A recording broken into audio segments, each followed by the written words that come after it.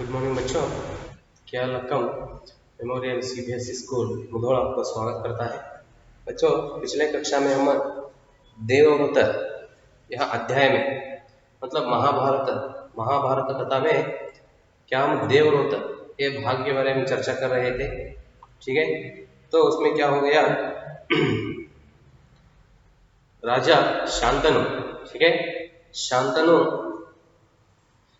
सुंदर युवती गंगा, ठीक है, गंगा से मोहित होकर या गंगा की सौंदर्य से उन्होंने मोहित होकर गंगा को शादी करने के लिए उन्होंने पूछता है। ठीक है, तो उस समय कुछ शर्तें के साथ वह क्या होता है, विवाह हो जाता है।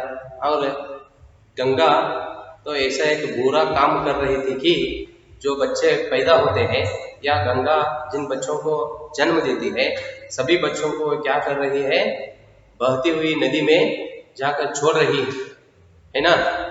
तो यह देखकर 7 बच्चों को क्या करती है, नदी में बहा देती है। आखिर में मतलब अंत में और एक पुत्र होता है, 8वां पुत्र, उसे भी उन्होंने नदी में बहा देने के लिए जाते समय राजा शांतनु क्या करते हैं, पूछते हैं किससे, गंगा से। जब राजा पूछते हैं तो उस समय उन्होंने क्या करती है, आप वचन भूल रहे हैं, क्या आप वचन दिए थे, मतलब क्या शर्त थे, शर्त आप भूल रहे हैं, वचन भूल रहे हैं कहकर वो क्या करती है, राजा को छोड़कर जाने के लिए तैयारी हो जाती है। ठीक है, तैयार होती है। बाद में जाते समय एक बात कहती है, अब जब मुझसे पूछे हैं तो यह पुत्र को मैं नदी में नहीं छोड़ती, इसे मैं क्या करती हूँ, कुछ वर्ष पालती हूँ।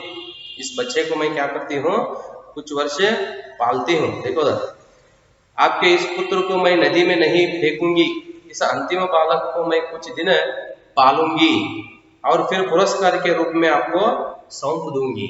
यहाँ तक कुछ हम कल देखे थे। ठीक है, आइए देखेंगे आइए क्या था।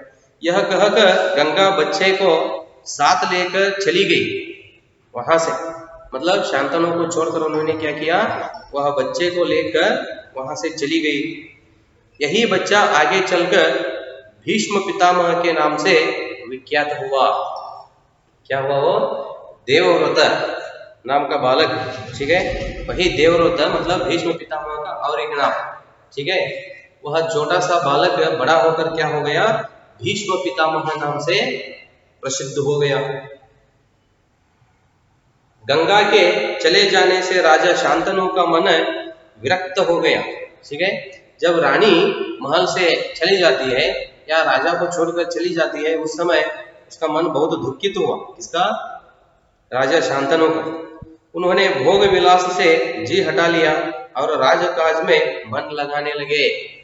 जब तो रानी महल से चली गई तो उस समय उन्होंने क्या किया, मन में जो चिंता थी तो वह छोड़कर, ठीक है, राजविलास से जी हटा दिया। भोग विलास मतलब आराम से जीने का छोड़ दिया, आराम से जीने का, आराम से रहने का। भोग विलास मतलब तो आराम से जीने का त्याग दिया उन्होंने, समझ में रहे ना। तो तब से क्या किया उन्होंने, राजकाज में मन लगाने लगे, राज्य के बारे में हो और राज्य के लोग, ठीक है, जो लोग राज्य में थे उन लोगों की रक्षा के लिए और उन लोगों की पालन पोषण के लिए मन लगाकर उन्होंने क्या किया, अपना काम शुरू किया। एक दिन राजा शिकार खेलते खेलते गंगा के तट पर चले गए। ಈ ರೀತಿಯಾಗಿ ಏನಾಯ್ತು ಅಂತಂದ್ರೆ ರಾಜ ಅವಳು ಯಾರು ಅವನ ಪತ್ನಿ ಗಂಗೆ ಹೋದ ನಂತರ ಏನ್ ಮಾಡ್ತಾನ್ರಿ, ಆ ಚಿಂತೆಯನ್ನ ಬಿಟ್ಟಾಕಿ ಏನ್ ಮಾಡ್ತಾನ್ರಿ, ಅವನು ತನ್ನ ರಾಜ್ಯ ಮತ್ತು ರಾಜ್ಯದ ಪ್ರಜೆಗಳ ಹಿತಕ್ಕಾಗಿ ಕೆಲಸವನ್ನ ಪ್ರಾರಂಭಿಸುತ್ತಾನೆ, ಕೆಲಸದಲ್ಲಿ ತೊಡಗಿ ಬಿಡ್ತಾನೆ, ಅವುಗಳ ರಕ್ಷಣೆಗಾಗಿ ಆದ್ರೆ ಅವರ ಒಂದು ವಿಚಾರವನ್ನು ಮಾಡುತ್ತಾ ಏನ್ ಮಾಡ್ತಾನ್ರಿ, ರಾಜ್ಯದ ಉದ್ಧಾರಕ್ಕೋಸ್ಕರ ಕೆಲಸವನ್ನು ಮಾಡ್ಲಿಕ್ಕೆ ಶುರು ಮಾಡ್ತಾನೆ. ಇದೇ ರೀತಿ ದಿನಗಳು ಕಳೆದಂತೆ ಒಂದು ದಿನ ಏನ್ ಮಾಡ್ತಾನೆ, ಅವ ಬೇಟೆ ಆಡುತ್ತಾ ಗಂಗಾ ನದಿಯ ತೀರದ ಮೇಲೆ ಹೋಗ್ತಾನೆ. कहते हैं एक दिन राजा शिकार मतलब हंटिंग, एक दिन राजा शिकार खेलते खेलते गंगा के तट पर चले गए तो देखा किनारे पर खड़ा एक सुंदर और गठीला युवक गंगा की बहती हुई धारा पर बाण चला रहा था। तो उन्होंने राजा शांतनु क्या करते हैं, एक दिन शिकार खेलते खेलते, मतलब हंटिंग के काम में या वह काम करते करते, आप ही जानते हो बच्चों, आदिकाल में राजा महाराजाओं ने क्या करते थे, शिकार के लिए जाते थे, समझ में रहे ना। तो उसी तरह राजा भी आप इधर चित्र में देख रहे हो, ठीक है। तो इधर राजा पेड़ के पीछे खड़ा है, तो उधर क्या कर रहे हैं, एक बालक बाण से तीर चला रहा है, ठीक है। तो इस तरह वह राजा क्या करता है, शिकार खेलते खेलते गंगा के तट पर चले गए। तट मतलब किनारे, किनारे। कल भी मैं इस शब्द लिखा था, किनारा मतलब दंडे थे, नदी है दंडे। तट चले गए तो देखा किनारे पर खड़ा एक सुंदर युवक, सुंदर और गठिला युवक गंगा की बहती हुई धारा में बाण चला रहा था। तो उधर जाकर उन्होंने देखता है, राजा देख रहे हो आप इधर, तो उस समय उसे एक सुंदर युवक मतलब बालक, ठीक है, वह बालक क्या कर रहा था, सुंदर और गठिला युवक गंगा की बहती हुई धारा पर बाण चला रहा था। ಅಂದ್ರೆ ಹರಿಯುತ್ತಿರುವ ಗಂಗಾ ನದಿಯ ಅಲೆಗಳಿಗೆ ಏನ್ ಮಾಡ್ತಾ ಇದ್ದವ, ತನ್ನ ಬಿಲ್ಲಿನಿಂದ ಬಾಣವನ್ನು ಹೊಡಿತಾ ಇದ್ದ। वो क्या कर रहा था, बाण से बाण चला रहा था, बहती हुई धारा पर बाण चला रहा था। बाणों की बौछार से गंगा की प्रचंड धारा एकदम रुकी हुई थी। देख लो, बौछार मतलब वर्षा होता है, वर्षा मतलब ಮಳೆ ಹತ್ತಿರ ಅಂತ ಹೇಳ್ತಿರಲ್ಲ, ಮಳೆ ಹೇರಿದಪ್ಪ ಮಾರಾಯ ಮುಂಜಾನೆಯಿಂದ ಸಣ್ಣಂಗೆ जिटी जिटी मಳೆ ಅಂತಿರಲ್ಲ, ತುಂತುರು मಳೆ, ठीक है। तो उन्होंने क्या कर रहा था, वह बालक बाणों की बौछार मतलब तीर, बरसात जैसा तीर चला रहा था। ಮಳೆ ಹೇಗೆ ಸುರಿಯುತ್ತದಲ್ರಿ ಆ ರೀತಿ ಏನ್ ಮಾಡ್ತಾ ಇದ್ದ, ಗಂಗಾ ನದಿಯ ಅಲೆಗಳಿಗೆ ಬಾಣದಿಂದ ಹೊಡಿತಾ ಇದ್ದವ। ಮಳೆ ಅಂತಂದ್ರೆ ಬಾಣದ ಮೇಲೆ ಬಾಣ ಜೋರಾಗಿ, ಅಂದ್ರೆ बरसात जैसे तीर चला रहा था ಅವನು, ಬಾಣದ ಮಳೆನೇ ಸುರಿಸ್ತಾ ಇದ್ದ ಇದರ ಮೇಲೆ, गंगा नदिಯ ಅಲೆಗಳ ಮೇಲೆ। देखो बाणों की बौछार से गंगा की प्रचंड धारा, प्रचंड मतलब बड़ा, धारा अले ಅಂತ ಹೇಳ್ತಿರಲ್ಲ, अले, गंगा की प्रचंड धारा एकदम रुकी हुई थी।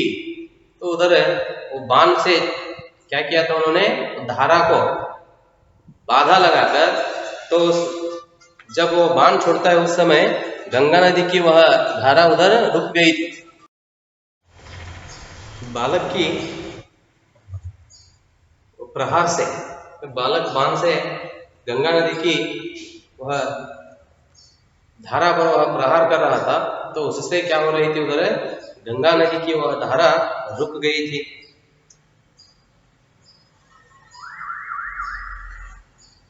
यह दृश्य देखकर शांतनु दंग रह गए। दंग रह जाना मतलब आश्चर्य से, आश्चर्य हो जाना, ठीक है। मतलब उस बालक की वह शक्ति देखकर राजा शांतनु आश्चर्य हो गए। इतने में ही राजा के सामने स्वयं गंगा आकर उपस्थित हो गई। गंगा कौन थी, शांतनु, राजा शांतनु की पत्नी, ठीक है। जब राजा शांतनु उस बालक को देखकर आश्चर्य से उधर खड़ा हो गया, तो उस समय अचानक मतलब सडनली मतलब उसी समय उधर गंगा उपस्थित हो गई। गंगा ने युवक को अपने पास बुलाया। गंगा उधर उपस्थित होकर क्या करती है, वह बालक को अपनी ओर बुलाती है और राजा से बोली, राजन पहचाना मुझे। और इस युवक को गंगा उधर उपस्थित होकर राजा शांतनु से कहती है, आप हमें पहचान लिए, यह बालक कौन है और मैं कौन हूँ, आप पहचान लिए, ನಿಮಗೆ ಗೊತ್ತಾಯ್ತಾ ಈ ಬಾಲಕ ಮತ್ತು ನಾನು ಯಾರು ಎಂದು ನಿಮಗೆ ಗೊತ್ತಾಯ್ತೆ ಅಥವಾ ನಮ್ಮನ್ನ ಗುರ್ತಿಡಿದ್ರಿ ನೀವು ಅಂತ ಕೇಳ್ತಾಳೆ। यही आपका और मेरा आठवां पुत्र देवव्रत है, ठीक है। वह महारानी गंगा गंगा आकर शांतनु से कहती है, ठीक है, हम कौन है आप पहचान लिए हैं। अंत बाद में कहती है यह वो युवक कौन है, मेरा और आपका 8वां पुत्र देवव्रत है। महर्षि वशिष्ठ ने इसे शिक्षा दी है। महर्षि वशिष्ठ मुनि है ना, वशिष्ठ मुनि ने क्या किए हैं, इसे शिक्षा दी है।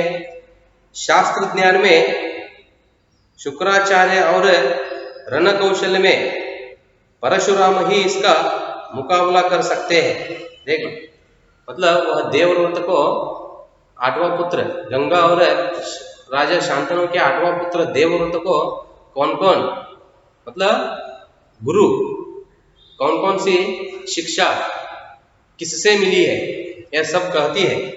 देख लो उधर, शास्त्र ज्ञान में इसे शिक्षा दी है, महर्षि वशिष्ठ ने इसे शिक्षा दी है। शास्त्र ज्ञान में शुक्राचार्य और रण कौशल में परशुराम, रण कौशल मतलब वही तो तीर चलाना, बिल विद्या ಅಂತ ಹೇಳಿದ್ರಲ್ಲ, परशुराम जी इसका मुकाबला कर सकते हैं। यह जितना कुशल योद्धा है उतना ही चतुर राजनीतिज्ञ भी है, ठीक है, यह जितना कुशल योद्धा है, ठीक है, योद्धा मतलब सैनिक, योद्धा है उतना ही चतुर राजनीतिज्ञ भी है। चतुर मतलब होशियार। आपका पुत्र मैं आपको सौंप रही हूँ, गंगा कहती है। तो गंगा शांतनु, राजा शांतनु और महल छोड़कर बाहर आते समय उन्होंने राजा को एक बात कहकर आई थी उधर, ठीक है, मैं यह बालक को कुछ दिन मैं क्या करती हूँ, पालती हूँ, बाद में मैं क्या करती हूँ, पुरस्कार के रूप में आपको यह बालक को मैं देती हूँ। तो उसी तरह उस बात के अनुसार अब क्या कर रहे हैं, गंगा वह पुत्र को मतलब देवव्रत को राजा शांतनु को क्या कर रही, वो पुरस्कार के रूप में दे रही है। राजनीतिज्ञ भी है, आपका पुत्र मैं आपको सौंप रही हूँ, अब ले जाइए इसे अपने साथ। मैं जिस तरह वचन दिया था उस वचन के अनुसार मैं क्या कर रही हूँ, अब यह बालक को आपको दे रही हूँ, आप क्या करो, इस बालक को ले जाइए। गंगा ने देवव्रत का माथा छूमा, बालक बेटा, माथा मतलब हने, गंगा ने देवव्रत का माथा छूमा और आशीर्वाद देकर राजा के साथ उसे विदा कर दिया।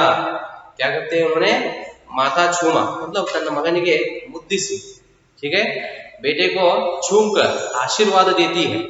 और फिर क्या करते हैं, वो राजा शांतनु के साथ उसे विदा करती है। विदा करना मतलब भेज देना, ठीक है। इस तरह वह पुत्र देवव्रत अपना पुत्र 8वां वचन के अनुसार क्या कर रही है, वो वचन निभा रही है। वचन देकर आई थी वो राजमहल से आते समय। क्या वचन था वो, मैं यह पुत्र को कुछ दिन पालूंगी, पालती हूँ, बाद में क्या करती हूँ, पुरस्कार के रूप में आपको देती हूँ। इस तरह अब वह बालक बड़ा हो गया है, तो इसलिए गंगा क्या किया, उस बालक का नाम क्या था, देवव्रत, उसे राजा को पुरस्कार के रूप में दे रही है। फिर अपने बेटे को वह छूम कर आशीर्वाद देते हुए क्या करते हैं, अपने पिता मतलब राजा शांतनु के साथ भेज देती है। बच्चों, तो इसके बाद भीष्म प्रतिज्ञा, आगे का अध्याय दूसरा, ठीक है। भीष्म प्रतिज्ञा मतलब भीष्म का वचन है, या प्रतिज्ञा करना बोलते हैं ना, हाँ वही। तो इधर मैं पहले यह महाभारत शुरू करने से पहले आपको महाभारत में महाभारत की संक्षिप्त कहानी सुने थे आप। पूरा यह किताब छोटा सा कहानी के रूप में संक्षिप्त रूप में सुने थे। तो उस समय आप देख लिए थे कि तो पहला राजा कौन है, बाद में बेटे कौन कौन आते हैं, महाभारत में कौन कौन से पात्र आते हैं, यह सब हम देख लिए थे।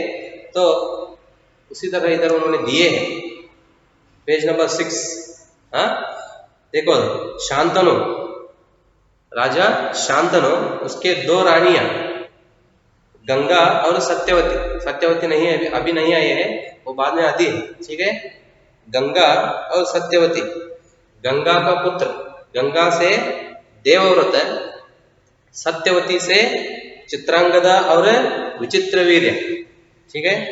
तो इससे चित्रांगदा नहीं, फिर विचित्रवीर्य, सत्यवती के पुत्र विचित्रवीर्य से, विचित्रवीर्य को दो रानियां, ठीक है। कौन कौन से हो? अंबिका और अंबालिका। अंबिका से धृतराष्ट्र और कौरव,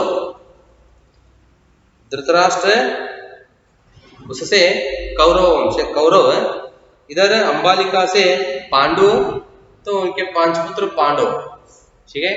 तो इस तरह महाभारत में जो पात्र आते हैं, महाभारत जिस तरह शुरू हुआ, मतलब उनमें आने वाले पात्र कौन कौन से, सब इधर जानकारी आपको मिलती है, ठीक है बच्चों। तो इधर अब क्या देख लिए हम, भीष्म मतलब देवव्रत अपने पिता दशरथ महाराज के साथ चले गए। तो बाद में दशरथ महाराज, सॉरी शांतनु, दशरथ महाराज नहीं तो रामायण के हैं, इधर आ गए। शांतनु राजा शांतनु के साथ चले गए। तो वहां से महल जाकर, और आगे का अध्याय क्या है, भीष्म प्रतिज्ञा है, तो उसमें क्या होता है, तो इस महाभारत का आगे का विषय क्या है हम अगले कक्षा में देखेंगे बच्चों। धन्यवाद।